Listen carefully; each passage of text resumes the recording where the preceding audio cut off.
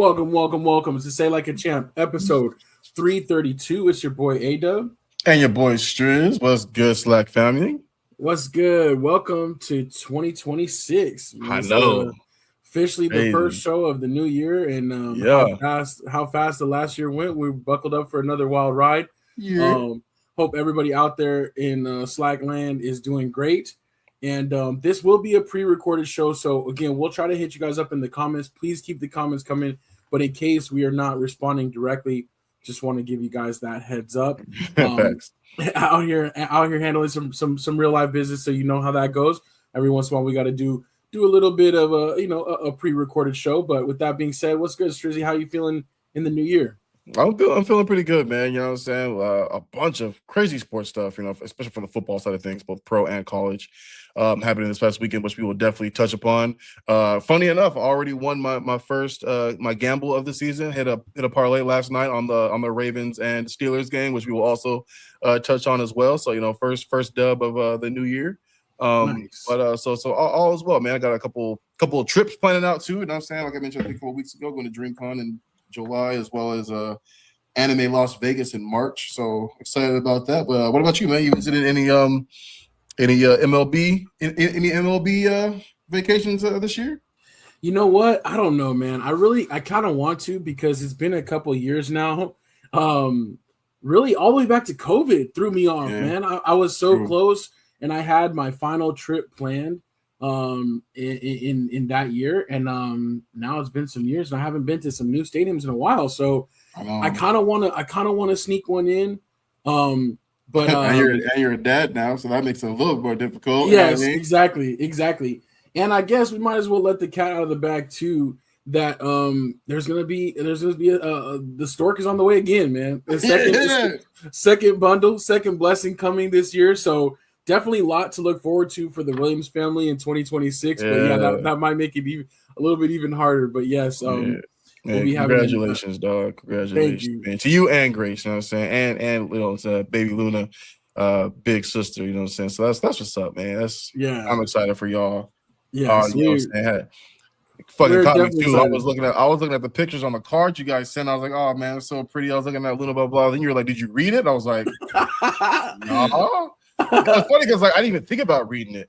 Because I'll be honest, most time it's just happy holidays, Merry Christmas. Yeah. So I was like, let me go back and read it. Then I read it. I was like, man, I damn near shed a tear, bro. I was like, I was so excited for y'all, bro, for number 2, man. But yeah, man, congrats again, man. That's great news. Obviously, when you get good news like this, it's hard to keep your mouth shut. I didn't say nothing, but glad the cat's finally out of the bag, because I'm so excited for all 3 of y'all. You know what I'm saying? So exactly, yeah, we're pumped, man. And yeah, we'll now that the SLAC family knows it's on the air official, so so there you go. You don't have to hold the secret no more. But yeah, so lots of good things coming our way, man. Lots of blessings coming in 2026. It's going to be a very great year. Absolutely. But yeah, things are good. We had a nice, quiet New Year's. No craziness. And we're doing good, man. So I'm excited.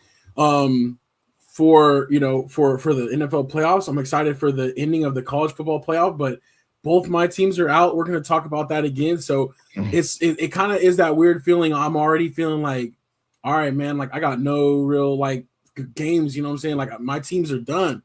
Yeah. And so that kind of sucks, but I am looking forward to the Super Bowl squares and doing that with the SLAC family. So I did want to plug that really quickly too. Definitely. If you guys are interested in buying squares, reach out, hit us up. The squares are going to be $5 a piece. And everybody that won all the different weeks throughout, through our Yahoo, you guys will be getting your Super Bowl squares as well. So it'll be about 3 weeks away. We'll do the big drawing live, and we'll make sure everybody has their grid so we can know what numbers to hit for the Super Bowl. 100%. But yeah, definitely excited for that. It's funny you talked about the Steelers Ravens, man. I actually had a parlay for last night, and it was like a 7-leg parlay, single game parlay, and I hit every single one except for Derrick Henry touchdown score. He let me down on that. Oh yeah, I was like, so man, I'll tell you, bro. Like I put it on, took it off, put it on, took it off. The only reason why I left it off was because the odds were too low. It was not worth it to, Because sometimes when they're that low, you're just like, For him, no, that's a little wild. So It like this, yeah. I left it off. Oh man. I did take his yards. What really had me scared, honestly, was I had took Lamar for just 200, so a little under his. I think it was like what 212 or something like that. Mm-hmm. I also had Isaiah Likely for like 25 yards. And going into the fourth quarter, I think Lamar only had like 120 something yards, and Likely had like one catch for 6 yards. And I was like, oh, it's a wrap. Yeah. They came through. It came through on a really big play to Likely, and then Lamar had to pass pretty much all fourth quarter. But yeah, man, it came in clutch for me. But I would have lost it too. I'm telling you, I was like taking that off, putting it back on. I was like, he's kind of killed them last time, but he did kill him. He just didn't get in the end zone. So Right. I had his yards too. I did have Isaiah Likely for 2+ receptions, so I was sweating that out too. I was like, come on, dog. But it was a very cool game in general, though. I feel like though both of the kickers like tried to give it away. Steelers scoring that last minute touchdown with like 55 seconds left to go or whatever, and their kicker missing that extra point. I thought, oh, that seals it. Like Ravens going to come back to win. Them driving all the way down. I think it was like a 44-yarder. Tyler Loop, who has been pretty consistent, he didn't miss. He's been nice. He didn't miss a kick less than 50 yards all year until that final kick.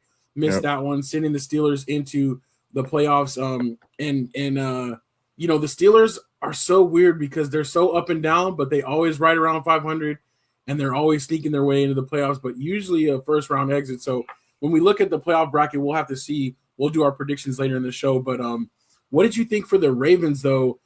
Is this totally a failed season now, the way they started, and then them coming back, having a chance to at least make the playoffs and now being off? What do you think of the Ravens season, and do you think they're going to move on from Harbaugh? Do you think it's time just to switch it up? Yeah, so it's funny, man. Me and my boy Dave, you know, our avid slacker, who's a full-time Raven fan, you know what I mean? Like, they're like my side piece, you know, my 1B team. But I think it's weird. The season has been extremely kind of up and down, right? I think it just completely continues to go and show just how important Lamar Jackson and his health is, because just the amount of games that he missed, you're looking at them like, oh, there's no way they make the playoffs. He comes back early. He's still not healthy. Yeah. You know what I mean? They just lost like 4 games in a row. So he was like, if we're gonna have a chance, I gotta come back. He came back. You could see it, like he wasn't able to accelerate like we normally see him do. He wasn't able to stop on the dime we normally able to see him to do. And I think that hamstring and that toe, his foot, was just really bothering me. He was never able to really get right. And you know, they were winning games, but they were barely winning them. The offense just didn't look right. Obviously, the defense didn't look right all year. And I think, you know, going back to you look at Mike McDonald, how he's got the Seahawks right now. I think they're the best overall defensive team in the league and the best overall offensive team in the league right now, like top 2 in both. And he's been like that. It's been like that, you know, since he's gotten there. And he also did the same thing for the Ravens when he was back as the defensive coordinator for the Ravens too. So you look back at that and you look at Orr, and it's just like he's been horrible. You know, the defense since he's taken over the last 2 seasons has just been really, really bad. He definitely has to be gone. Like and honestly, I think Todd Monken's got to be gone too. I think the offensive coordinator and the defensive coordinator both have to go. And to get to your question, I think it's time for a Harbaugh breakup too. I again, we saw, I think Derrick Henry had like 15 rushes for like 112 rushing yards in the first half, and then he only touched the ball again 5 times in the second. Like, you did it again. Like, you literally just, like, you did that against the Steelers the first time when he, like, demolished them. Didn't play the entire fourth quarter. Then you use him the way you should have used him against the Patriots, and he demolishes the Patriots. 200 rushing yards. Was it 3 or 4 touchdowns? I think it was. Yeah, 3 touchdowns. Yeah. But plays the whole game, destroys them. Has over 100 yards in the first half, and then you completely just go away from him again in the second. And it's not even like he was game scripted out. The game was, they were, you know, Ravens were only down. First off, they weren't even down at halftime. They were up. You know what I mean? Steelers go up a little bit. I think it's 16-10 or something like that. 17-10, something like that. So still a very, you know, 1-score game. So you're looking at things like that, and you're just like, what's really going on here? What's the problem? And it sucks because when you're this close, when you've been in the AFC Championship game, when you've had a bunch of playoff success, 2 MVPs from Lamar. You don't look at a team like that and say, oh, it's time to rebuild. And unfortunately, I still don't think they rebuild. But in order to fire Harbaugh, you got to have another super solid coach in the works. Like, it can't just be some guy you're willing to give a chance to. You know what I'm saying? Yeah, like, you can't just totally start over and it's like, oh, you need a couple years to build up. Yeah, exactly. You know, on the bright side, I liked the fight that we saw at the end of the game, because a lot of these games that we've been seeing that they've been losing, they just been kind of laying down. Yeah. You know what I'm saying? So, like, I was kind of glad they actually kind of fight. And then obviously, you know, the rookie, he's not used to the weather conditions. You know, a guy like who's their kicker who got in trouble? Oh yeah, Tucker. Yeah, Tucker. You don't have to worry about. Just Tucker. Somebody like that knows, you know, the wind and things like that in Pittsburgh. He's been playing there so long. So yeah, I mean, I'm sure they got the ball where they thought they'd be comfortable. He kicked it, and it just immediately just swayed to the right. You know what I mean? You give him that kick back, he probably nails it, because he's been money all year. So good learning situation for the kid. And like, they'll be back healthy next season. Getting a lot of defensive players back too kind of suck. Hamilton goes out with a concussion early in that game, but he played so well too. Got to trade Marlon Humphreys. He's the, to me, I laugh and make this joke. He's the Stephon Diggs of the AFC. Like, you know, when there's a big play that happens, he's usually the one who's behind it. You know what I'm saying? When it's the Ravens, you give up anything over 30 yards, you look at it, it's number 44, right? But I just feel like they need some more secondary corner help. Obviously, need some edge rushing help. And I like Zay Flowers, but I still think he's a number 2 type receiver. They gotta find that. They gotta find Lamar that guy. You know what I mean? Like, they gotta find him that guy. Kind of how the Panthers DeAndre found Hopkins. Not DeAndre sure. Hopkins. Like, after this long, you know what I'm saying? Not that and they he's keep not doing great, that too. They keep getting these like all pro receivers when these guys have like 2 years left. You know, they got Steve Smith and they brought in Anquan Bolden, and now they got you know what I'm saying. But yeah, man, it's just DeAndre Hopkins. All those guys came there at the end of their careers when they're just, you know, weren't necessarily beasts anymore. So I know I went long on that, but they got a lot of questions to answer, man. And I do think if they can find the right coach who can go in there and give them a real culture again, like they had back in 2023, then yeah, you let Harbaugh go. Yeah. But offensive coordinator, defensive coordinator, they have to be gone. Like, there's no excuse to keep them. There's no way. I would take Todd Monken back at Georgia in a heartbeat. Facts. He's a perfect college level offensive coordinator. Like, you know, he can make it happen. And he did so good in 2023, man. You know what I mean? Like, you know, back when the team got to the AFC Championship game, like, and again too, I think Lamar being injured definitely didn't help this year, obviously. But I just feel like there's some coaching stuff. There's always more to it than we actually know.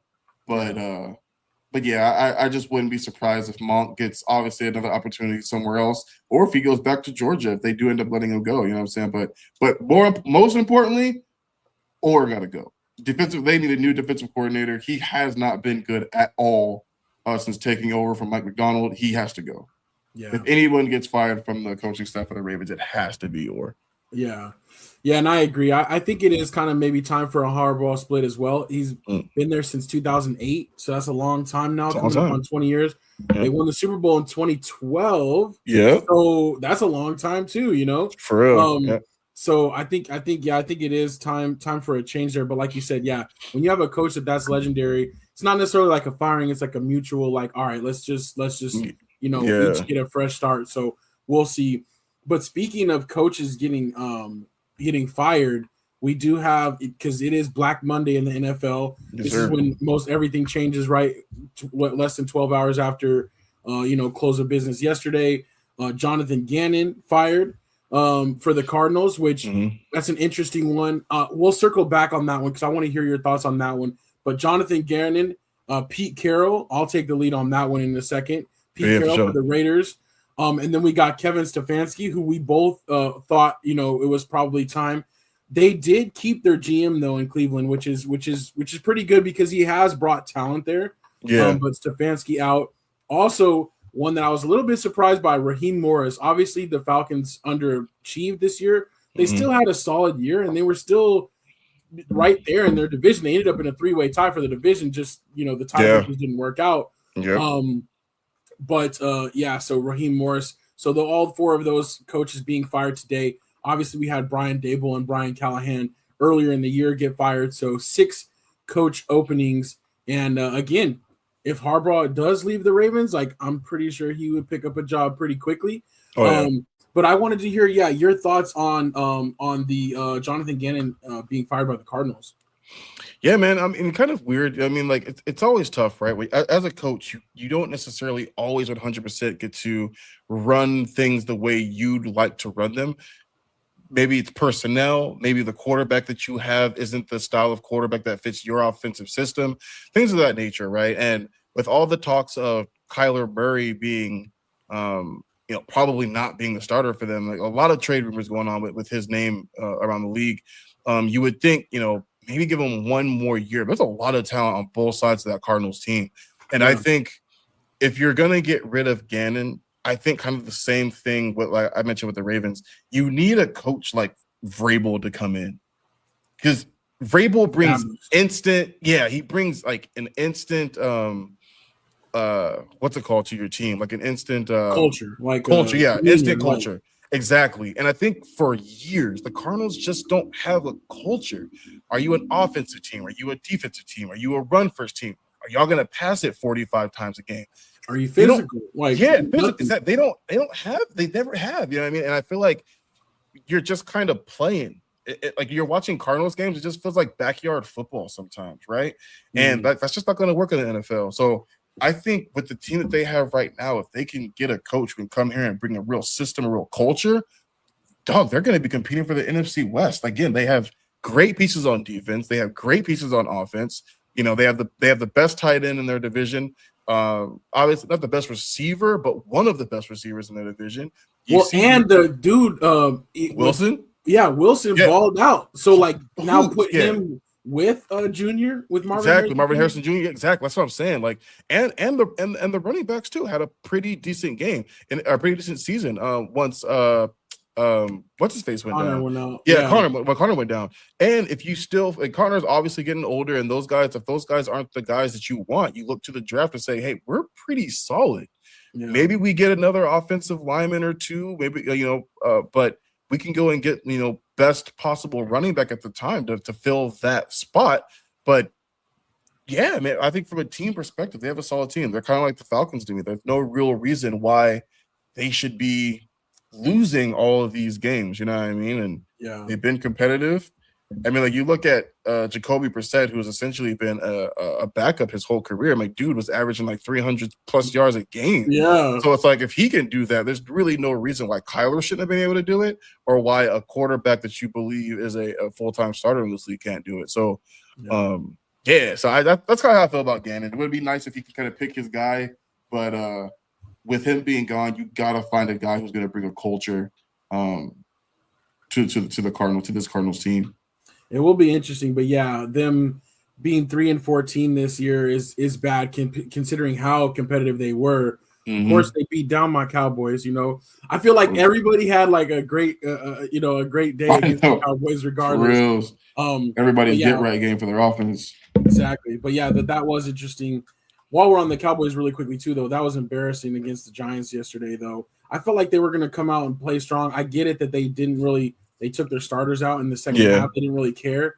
But to me, it's like every time you go on the field, you have a chance to establish something, to get some stuff going. Dak had a chance at the yards lead, which it would have been tough anyways. I know Matthew Stafford balled out, but it's like, Joe, just go out there and try to do something against. Play for something. Give the fans something to be thankful for. Exactly. So that was kind of embarrassing, but I am. Like I said, I'm looking forward to a fresh slate. It's like, okay, I kind of had some, some anxiety games this year between Georgia and the Cowboys. It's like it's nice to just be like, all right, let's put this one behind us. But I was gonna say, Pete Carroll on the other firings. I was surprised by that only because it was his first season. So they knew they were gonna be bad. They didn't really try to do anything too crazy. With what they were doing, I feel like they just tried to put together a decent squad as far as the quarterback and stuff like that. You know, they have Brock Bowers, they had the rookie running back, they had no offensive line. And so I just thought, like, with him being there, like, you don't bring a guy like Pete Carroll for a 1-year magic job. You bring it for like okay, we're gonna change the direction of our organization. Losing ways. Yeah. And like obviously they still lost a lot. Obviously they were still bad this year, 3-14 also, I think it was. Yeah. But winning against the Chiefs like on the end of the year, like I thought like, okay, like, you know, maybe they, you know, it's crazy though, because they won the last game of the year against the Chiefs. They won the first game of the year against the Patriots. But everything in between was bad, with only one other victory being eked out. I think it was against the Jets. So yeah, for sure. Yeah. But I was surprised by that. But I think that might end Pete Carroll's coaching career, at least at the NFL ranks, just because of his age and not really working out. I don't see other people giving him a chance. For sure. Yeah, a lot of people don't realize this. Pete Carroll's one of the oldest coaches, or the oldest. I think it's him and like Andy Reid too. Like they're two of the oldest coaches in the league. And they're up there, you know what I mean? Like I have to look it up, but I swore Pete Carroll and Andy Reid are pushing 70. Like they're getting up there for sure. And Pete Carroll, I respect the energy because he's got all. Oh, me too. Oh yeah, Pete Carroll, he's 74 years old. That's what I'm saying. Like I was like, yeah, and I think Andy Reid is like 60 something as well. Yeah, but 74, man, that's 67. Respect, yeah, 67. Yeah, man, okay, yeah, 67. So like, yeah, I mean, they're both getting up there. You know what I mean? So. Yeah, man, I agree with everything you said. I just, you know, Brock Bowers obviously being in and out. Genty, you know, I think he's going to be great, but you have one of the worst offensive lines in the league. So what really are you expecting from him? Right. Geno Smith, like I love to see him get another shot, but that was a Band-Aid though. They weren't like, this is our guy. Like we're going to go win a lot. Sure. They were like, he'll be stable. You know, he'll be solid. Right. Exactly. And you didn't really do anything with Aiden O'Connell. And it's like it kind of sucks, but like you almost feel like Geno Smith should have been benched way earlier. Yeah, you know what I'm saying? Maybe that was part of the Pete Carroll letting him go, is like that he didn't do things to try to change it up. I don't know. True. Try to learn more to set him up for next year. I don't know. Oh, facts. But and now I think they officially have the #1 pick next year, and you know, who knows if you know, you go and get a quarterback, but now they don't have the coach right now to utilize it with. So I'm with you. Kind of a weird one and done year for a coach of that stature. But I don't know, man. We'll see what happens with them. All right, I want to go really quickly, and slackers in the comments, I want to know who you guys would think right now. But out of these 6, Strizzy, I want to know where you would pick if you're the next hottest thing and everybody gives you a coaching offer, right? Mm-hmm. You got the Titans, the Giants, the Falcons, the Browns, the Raiders, or the Cardinals. Which would you pick to like just get the ball running and you think it'd be the best situation? Right now, I'd probably take the Giants, Joe. Yeah. I think, and the reason why I say the Giants is barring health, they have one of the best rosters, them or the Falcons, right? Falcons would be pretty dope too. But like obviously New York is New York, right? Mm-hmm. Like bright lights, all that kind of stuff. You're gonna have a lot more opportunities somewhere like New York. I think Jackson Dart had a phenomenal season, and he was able to do it without, you know, Scadaboo obviously should have been basically won the starting running back job. Malik Neighbors obviously towards ACL like game 4 of the year season, something like that. Yeah. And then towards the end of the season, you know, he was also out. Wan'Dale Robinson, who also played very, very well through the 3/4 of the way of the season when Neighbors went out. And they played, I think, without Theo Johnson against you guys too yesterday. Yeah. So I look at that roster and I'm just like, if I can find the right offensive coordinator for something like that, like I think like Dable's a great offensive coordinator, especially for quarterbacks who like to run, like Josh Allen. You know what I mean? Like he'd probably be a good one. Even Todd Monken probably. He I don't know what happened these last 2 years, but before that with Lamar, like Lamar had another MVP season with him. You know what I'm saying? So you know, he would be a great person too if you get the right person. But the defense also has some great pass rushers with, you know, Brian Burns and Thibodeau. But yeah, I feel like the Giants. Oh yeah, 100%, 100%. Yeah. How do I forget him? But But yeah, I think that roster to me just looks nice. Like that would be a fun roster. Yeah, What about you? I think so too. Like, even though I'm a Giants hater by trade, Thanks. just because they're in the division, but I think the Giants is probably the best situation. Or actually, like as we were talking about it, the Cardinals. And I think I might pick the Cardinals only because not because I'm afraid of a challenge, but because it would be a different type of challenge. Like you said, they don't have the culture there, and they just need somebody that can be an established leader and go in front of those guys and be like, okay, and earn the respect to be like, okay, I want to get behind him. Yep. And I feel like Gannon never really did that. No. I feel like Homeboy before never really did that. So, what's his name for the who went back offensive coordinator for the Commanders. I'm trying to look up his name, but I know you're talking about though. Yeah, he was another one that's supposed to be a quarterback whisperer or whatever. But again, like they just need somebody like a stand-up, strong, you know what I mean, type of coach and get them going in the right direction. Although that is a really tough division to compete in, but I like it, and and also Arizona weather is awesome. Oh, you know what I mean? It's like low-key a good place to recruit people to, and you kind of have a little bit of lower expectations to get you some runway, you know? For sure.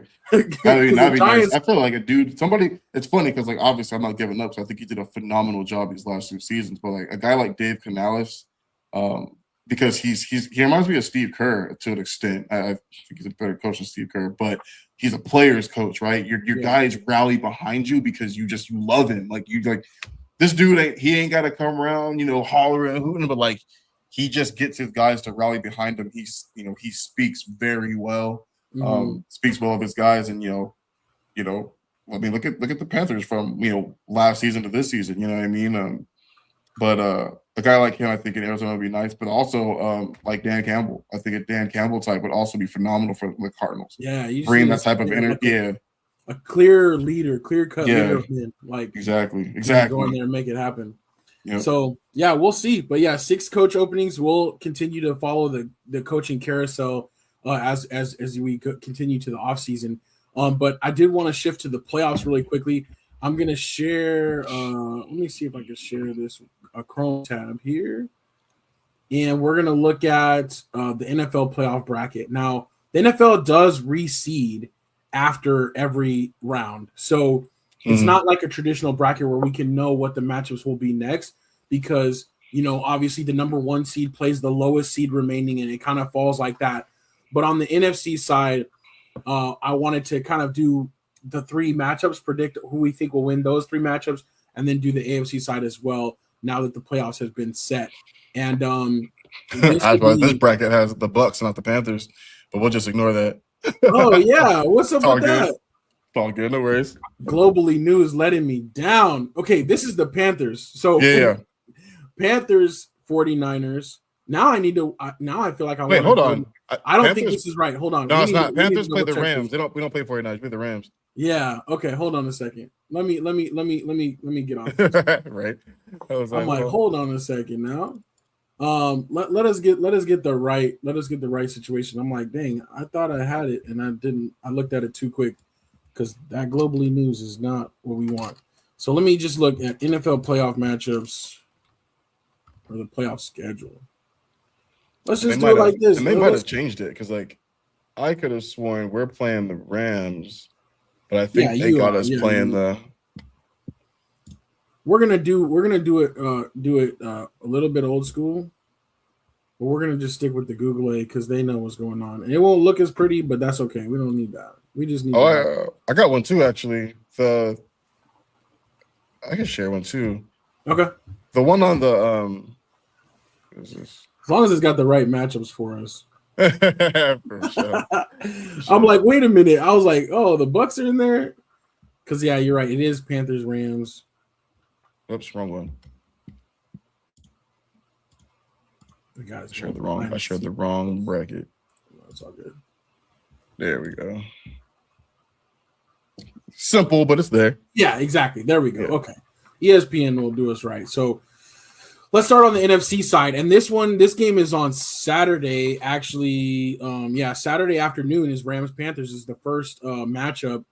And I like the Rams in this one, even though it's a rematch, even though the Panthers did beat the Rams. But with the Panthers being at home, that is a tough place to play. But I think Yeah. the Rams are just a little bit more dialed right now, a little bit more prepared. What do you got in that game though?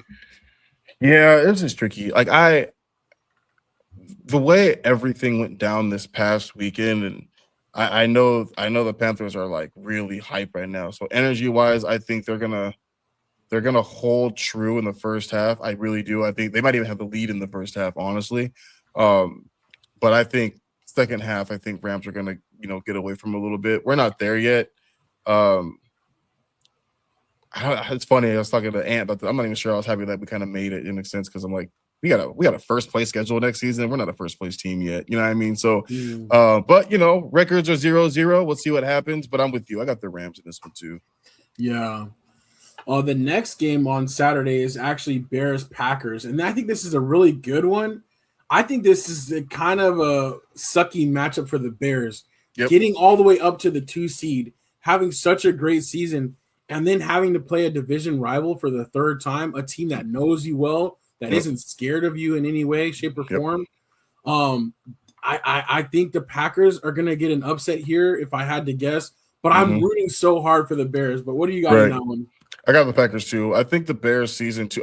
The Bears to me this year are what the Vikings were last year. They had the most games decided by like 3 points or less, something like that this year. And I think they unfortunately like this season is already a success story. You know what I'm saying? Second seed, winning the division. The amount of games they win, first time coach Caleb Williams from his rookie season to his sophomore season, like everything about this season for the Bears is a dub. You know what I mean? But I do think they're one and done. I do think the Packers win this game on Saturday, right? Saturday game. Yeah, that's Saturday night. Yep. Yeah. I do. I think the Packers win it. Man, that is tough, but I agree. Yeah, I think it's just not their time yet. Now next up, Sunday morning, 11 a.m. We've got Bills Jaguars. So going over to the Steelers or for the AFC side, Bills Jaguars. I think this is a tricky one because the Jags, they have been really good this year, but the Bills are still I feel like the best, most experienced tenured team in the AFC right now left. For sure. So I'm going with the Bills in this one. I just don't see it for the Jags yet. What do you think, Don? I'm going Bills too, and if I got to choose between which quarterbacks, I'm going with Josh Allen. The Jaguars do have a better team. They have more weapons than the Bills do. Outside of James Cook, obviously, who's the better running back of both teams. But I just I got to go with the Bills. I think they'll figure out to get the victory. And like I said earlier on, like if there was ever a season where Josh Allen could try to get that Super Bowl, that ever eluded Super Bowl, like it's this year. Yeah. You know what I'm saying? No Ravens, right? No Bengals, no Patrick Mahomes. Like this is it, dog. Like if you don't win this year, like you're probably never going to win one. So you got to dial in and play the Josh Allen playoff football that we've seen. That basically the only person who's able to take him out is Patrick Mahomes. So he plays like that. He's on a fast track to the Super Bowl, but it's not going to be easy. There's some really tough teams in the AFC. Yeah, there are. That's going to be a good one though. That's going to be one to watch. If the Jags put them out early, that would be pretty crazy. Right. But we definitely either way, shape or form, we're getting some fresh blood on the AFC side. Facts. Which is good to see. I like it. Yeah. All right, moving back over to the NFC side, the last matchup over here, Eagles 49ers in that Sunday afternoon slot. I think this is a really good game. Man, I don't know why, but it's just something weird about the Eagles. I know this is they're defending the championship. And I know the 49ers have kind of stumbled this last couple weeks. But before that Seahawks game, the 49ers offense was doing everything. Yep. And, obviously it goes as CMC goes. It goes as Brock Purdy goes. Seahawks had the formula, but I don't know if the Eagles can replicate that formula. I know the Eagles are favored here, but I like the 49ers on the road in this game. I think the Eagles have a short, defense, and I think that they're out. What do you think? I actually agree with you on this one, man. I like you said, we talk about, the Seahawks having the formula to beat them, but, 49ers also beat them earlier in the season. They were 1-1. They didn't get swept. So I think that, and the Seahawks are the best defense in the league. You know what I mean? Like they've really turned things around on the defense from being one of the worst secondaries in the league to now one of the best. And the Eagles just haven't looked right all year to me. Yeah. You know what I mean? Like, I don't think the Eagles are going to play the 49ers the same way the Seahawks did just last week, kind of like you were saying. I think the 49ers get it too. The only thing that does suck, though, is that I think the 49ers did lose another linebacker for the rest of the season, postseason until next year. But they are hoping if they can make it to the NFC Championship game, they're trying to get Fred back. Yeah, Fred back. So that would be a huge get back for them for that game and going into the Super Bowl if they were happen to be able to get there. But I like the 49ers in that game too. All right, now we're on the same wavelength there. Next up, Sunday night, Chargers Patriots. I like this matchup, but I got the Patriots in a runaway. I feel like the Chargers will be competitive for a little bit, but something about the Chargers in these playoffs, just like we saw last year, it's like they just can't flip the switch and turn it on. For whatever reason, they just don't play up to their potential all the time. Yep. So, and the Patriots, like we talked about, the type of coach Vrabel is, I don't have any concerns about them being able to handle business, especially at home as the number 2 seed. So I got the Patriots in that one. Yeah, I agree with you. You know, everything that you basically said. And I think the MVP role right now, right, is Drake May versus Matthew Stafford. And, you know, the big thing right now for Drake May is like, oh, they have the easiest schedule in the league. They ain't beat nobody. They've only played – I think they only played they only have one win over a team that's over 500, and I think that was the Bills. You know what I'm saying? So, like, you know, there's been a lot of stuff. So I think this is going to beat that win, and I'm with you. I think the Patriots actually beat the brakes off the Chargers. I don't think it's close. Yeah, that'll be an interesting one, but I agree. I think they're gonna handle business big time. So we'll see. And then the last game of the week, Steelers Texans on Monday Night Football. I got the Texans in this one. The lockdown defense, they just need something from CJ Stroud, and it sucks how like his rookie season. I know I keep getting stuck on this, but man, his rookie, he could just play something like that, man. They have the weapons. They don't necessarily have the running back, but they have enough offensive juice to get it done, and the defense is lights out. So I got the Texans in this one, and I'm excited to see if they can put together a little run this year. I'm with you on that one. I think, like you said, offense just needs to take the ball downfield, you know, get a touchdown, maybe 2, bunch of field goals. But I feel like that defense is just way too much for the Steelers and for Aaron Rodgers. Like he's not as fast as he used to be, not as quick, you know, even with throwing as he used to be. And I think that Texas defense is so disgusting, bro. Yeah, like you watch them, you're just like, holy crap! Like this defense is phenomenal. So I just don't think the Steelers are going to be able to get through that defense. They're going to be frustrated. Yeah, I agree. And honestly, whoever won in this spot, I had the Texans. You know, whether this was the Steelers or the Ravens. Same. Didn't matter. I'm with you there. All right, so that's our playoff preview. Our little secure the bag for the first round of the playoffs, the wild card weekend. The wild card weekend is fun though because that's when you get the most, you know, wild things happening. So we will definitely be watching that closely, and we'll be back with our thoughts on that first round. But it's time to see. Let's time to whittle these teams down and see who's going to be in the Super Bowl. But honestly, I was looking at it and like I can't even throw a matchup out there. Like I would love if Slackers, if you guys have a prediction, but it's just so wide open this year. I feel like I don't even know honestly who I'd be leaning towards or like from either side. I think it's gonna be one of the more interesting playoff runs that we've had in a while. So I feel that right now for me, I got Bills Niners. Yeah. And that's just with the assumption that the Bills play the way they should play, right? Like there are a lot of tough Patriots are really good. I know they're young, you know what I'm saying? But you know, Vrabel's he's gonna have them prepared. Broncos obviously are much better than they've been in a while. They've got a Super Bowl defense. Texas have a Super Bowl caliber defense, but their offenses can their offensive keep up with the Bills, right? And Jaguars have looked great. Like I'm totally, you know, discounting them right now, but they've looked really, really good. You know what I mean? And even Trevor Lawrence too, quarterback, he's looked really, really good. But right now I got Bills versus the 49ers. I think it's the 49ers have to play the Seahawks again in the NFC Championship. I think they edge them the second time around, but we'll see what happens. Got you.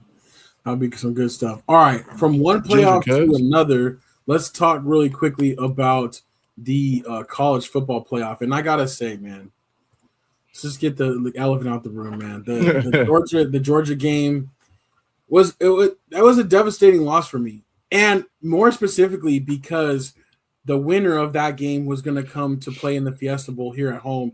So it's like I still feel like I got cheated out of a game. I feel like right. I feel like this Thursday I should be going to see my Bulldogs play in person.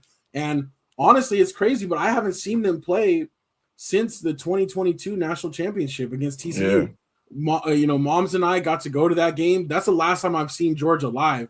And so I was like excited for another playoff type bowl game. And I feel like I jinxed the team a little bit just getting too excited for the fact that Georgia could be coming. But it was an interesting game. And I know the college football playoff is built to have these type of outcomes, right? It's built so that we see some different teams in there and we mix it up and we see what happens, and so that's kind of what happened in this game. Georgia, man, a completely winnable game, a couple of interesting mistakes, a really good performance by Ole Miss's quarterback, where it's like all of a sudden at the end of the day, the defense couldn't do anything with them. But to me, if you would tell me, that Georgia's going to give up 36 points or 39 points, I wouldn't believe you. If you told me Georgia was going to score 34 points, I would say, oh, they got the game in hand. And it just didn't go that way this time. But I do got to give a little bit of credit to Ole Miss. They only lost one game all year, and that was to Georgia. So they had a chance to avenge that loss. And like we talk about, it's really hard to beat a team twice. And, Georgia just didn't play their best game. But I still feel like they had the team to make a run if they're on point, the way they played in the SEC championship game. Yeah. You would think that if it all came together that they would be, that they should have handled business, but they didn't. And it's going to be a tough pill to swallow for me until the Fiesta Bowl is over, until that game is played. And I'm like, okay, that's fine. We did it, but I'm still like, dang, man. Like every time I think about it, I'm like, should be Georgia in that spot, but that's the way it goes. And that's part of the fun of college football, because it is becoming less predictable. It is becoming more like the NFL, where you have any team can win, not just like, oh, there's one or two great teams and they're just going to stomp everybody out. True. And even to that point, right, we have Ohio State, who's the defending champs, looked great all year, all of a sudden lose their last two games of the year, and Miami coming in and taking them out when Miami's kind of been questioned all year. So that was another really good game. And then you got Indiana just curb stomping Alabama. Like that was not a game at all. And then Oregon completely shut down Texas Tech and shut them out. They didn't score at all. So some interesting first round ones, but I want to know, out of the last two games, because this is going to be this Thursday and Friday, who do you like Indiana, Oregon, and who do you like in the Ole Miss versus Miami matchup? I would love for Miami to get back to the championship game. That's of all these four teams, they're the ones who I'd love to get back to the most. And I just with how things have been going, Indiana beating Ohio State, Indiana beating I just don't see who beats them. You know what I mean? Like, so even for right now, I'm looking at like Indiana versus Miami, and as good as Miami has looked, Indiana is so good defensively too, and they can put points on the board. You know what I mean? So it's like, damn, I did not think Indiana would get this far. They've been a great team all year. Don't get me wrong. I just, you think college football, you're not really thinking Indiana, dog. You know what I'm saying? So, hats off to them though. They've been the most dominant team all year. I just don't see how any one of these three teams gets past them. But I would love to see, Indiana versus Miami. I think that would be a great game. Yeah, I like that too. I definitely am kind of rooting for the U. Like you said, like they're just to get back to that national championship stage, man. Like they're just, college football is better when you got the teams like Miami doing well. Absolutely. But to your point, Indiana has been a revelation, man. Like, because they're a basketball school. Like they're not even a football school. Facts. They, when you think about the Big Ten and however many teams are in there now, but when you think about that conference, it's like Indiana's kind of always been an afterthought. So I do got to give credit to their coach, Kurt Cignetti, because also, like, if you look at, like, there's some memes about how many 5-star recruits they have. I think they have like one. I think they have like 2 4-star recruits, and then everybody else is like 3 or less. Like, and it's crazy when you think about having that type of roster and then also realizing like coaching still makes a difference. You Big don't time, need bro. to have the 5 stars. You don't need to have, if you have everybody bought into your systems, you can do it with whoever players. And I think what I like the best about Indiana is they don't play like one style. They are Yeah. good enough at everything that they look at whoever their opponent is and whatever their weakness is, they're like, we're going to either attack that or we're Yep. going to make them do that the entire time on defense or on offense. And like that has served them so well where it's like really game plan. And I think it's like some of these other teams like Ohio State, like Georgia, the traditional powers, Yeah. they're so good. They're like, we play our style every time. Always. And we just wear Yeah. you down. And like we just are going to do what we do. We're just going to do what we do. And it doesn't always work every time. That's when you get caught off guard. But Indiana is like, no, we'll meet you anywhere, anytime. We can play slow. We can play fast, high, low. Whatever is going to work to beat you is what we're going to do. And that's why I do think that they're going to make it all the way through because they're the way they strategize and the way they game plan is like next level. Exactly. So, exactly. I like it, man. And I think it is crazy that we're sitting here saying Indiana. But if they do pull this off and finish this out, it's got to be one of the best seasons ever. Undefeated. You got the Heisman Trophy. You're stomping everybody out. So yeah, they're on pace right now for a really historic college football season. Big time. Completely agree. Yeah. All right, so that's the college football playoff bracket. When we talk next time, we'll know who the final championship contenders are going to be, and we'll make our final picks for that. We'll also circle back on, the NFL playoff. But for right now, I think we're going to kind of leave it there. NBA is still early. We're gonna be getting into the All-Star break soon and stuff like that, where we'll get to some real serious NBA. But for right now, man, we gotta enjoy the rest of the football that we have left. Absolutely. We got a long hiatus coming our way. Yeah, man. So we gotta enjoy this while we can. I was trying to think of any other like big news in general, but I don't think there's been anything too crazy. I think of. Yeah, I mean we missed that Jake Paul finally got knocked out. I think we I don't know if we talked about that, but that was a couple weeks ago. That was kind of cool to see. But not a lot going on in the world of sports outside of football right now. Football's time to shine, and we'll continue to follow that. But again, we thank all the slackers for rocking with us each and every week. We appreciate your comments. We see them, and we appreciate them, and we hope everybody is firing off to a great 2026 so far. But until then, we will see you guys next week on SLAC 333, which is crazy. It'll be 333 weeks in a row. But until then, we also want to give a big shout out to our brother Marcus too for his support in the background, what he does for us. And until then, it's your boy A-Dub and your boy Shrizzy. Peace.